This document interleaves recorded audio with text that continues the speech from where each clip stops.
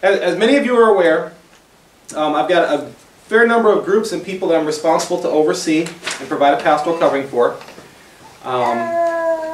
And so I've got to figure out how to manage it all. And I have other responsibilities, gifts, things I like to do. You know, I like playing bass. I enjoyed leading worship a week or two ago. I hope to do some more of those. But I can't have Sunday school or children's church falling apart if I'm not there. It's just, that can't happen. All right?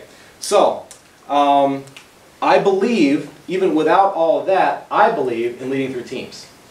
Okay? I think it's more fun. I think it works better. Some of the reasons it works better is because if you've got several people with different gifts, different talents, different perspectives, working together to make it happen, what they do together is going to be better than what one person could do on their own. The business term for that is synergy. I really believe in that. I know sometimes you talk with somebody and one person has an idea and you kind of, that bounces off somebody else in a different way and it bounces off a third person in a different way, and suddenly you come up with an idea or a plan that's far better than any one of you could have made in your own. It just, and insights and wisdom for how to make decisions. It works really, really well. There is a backup when there's a team, when unexpected things happen, like we ran into on Sunday morning. Unexpected things happen, we had some backup. We were able to cover for each other. When there is transition in leadership, say you lose one of the people that's on that leadership team, the ministry keeps going strong. Another person can be recruited to fill that position, but the whole thing doesn't fall apart.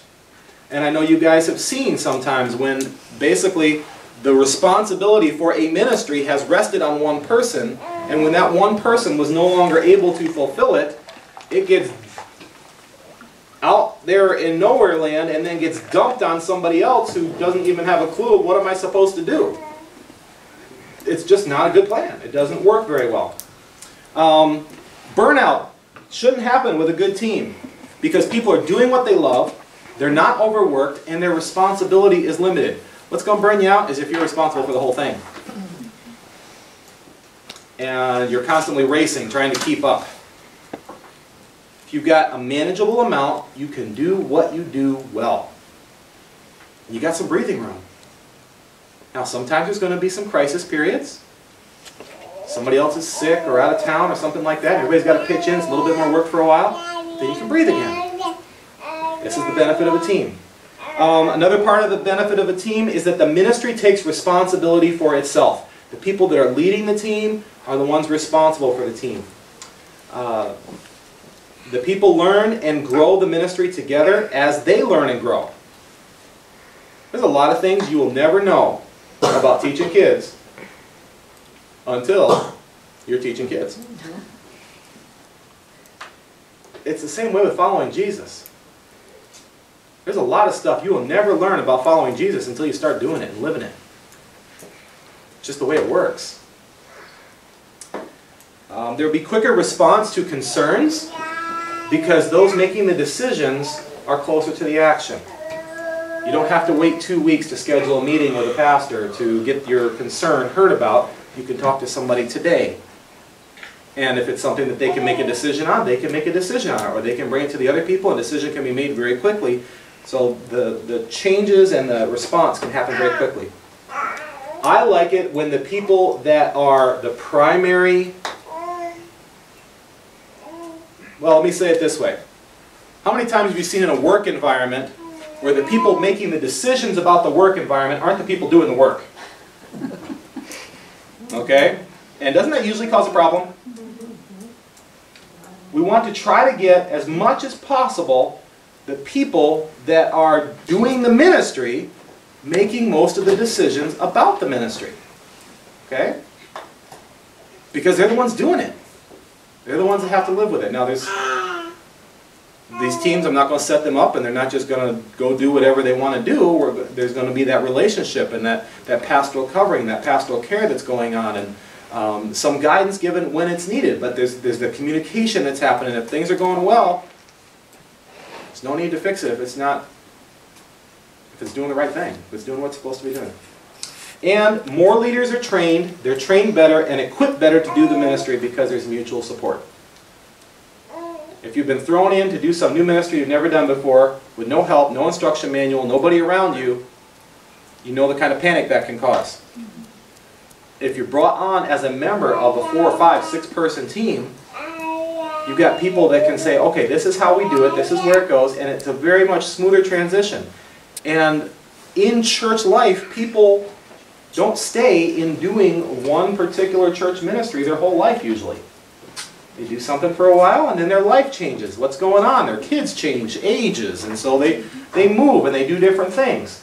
Well, or new people come in. There's transitions that happen. A team helps that transition and that training process to happen more smoothly. So, what does this mean? A quick explanation. Each ministry will develop and have a leadership team. This is a balanced group of people with vision, leadership skills, management skills who are going to work together to lead, grow, and move the ministry forward.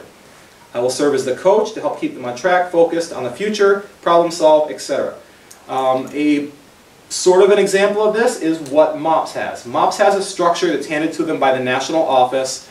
They've got positions, they've got specific roles and leadership places. They've got, you know, how the teams are, how the decisions are supposed to be made, how people are supposed to be elected. All this stuff is already there, laid out for them. Okay? It's not all on one person's shoulders. It's not supposed to be. They've got a good structure. It's a good team. All right? So we want to support that, encourage that, let them function in that. Now, how a team for Royal Rangers is going to work is probably not going to be the MOPS model. MOPS did not write the Royal Rangers manual. Okay?